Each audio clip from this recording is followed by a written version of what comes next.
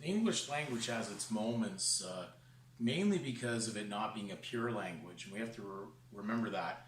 It can be at times a dangerous language because how easily it is to fall into words that are not with good direction. They sometimes kind of teeter-totter between what is right and wrong. And I can deal with this, an example with the word dabble. If I said to dabble in something, if I said this guy dabbles in truth or he dabbles in lies, it doesn't sound solid. It sounds like someone just kind of picking in and out of what he wants to do.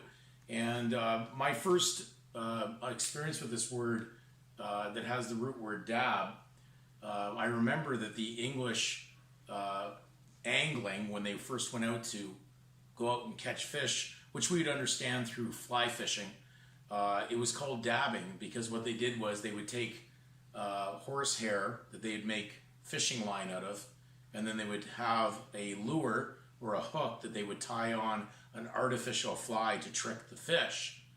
Therefore, the first beginning of a hooker catching something by hook, line, and sinker. So it was not what we see today in fly fishing. It's much different, but it became more artful as time went on. But that was the method that was used. They just went over with a bamboo rod or pole and then would dab or drop the line into the stream to trick the fish with the lure. So when I see the word dabble, it gives me that feeling, but I can understand it in the direction of the word. So we're going to go to Samuel Johnson's dictionary, 1755, and it says to dabble, to play in water, to do anything in a slight, shallow manner, to tamper. Doesn't have a good feel about it. Sounds like someone intermingling or disturbing something, but not doing it with a good intention. And then it has a dabbler, one that plays in water, one that meddles without mastery.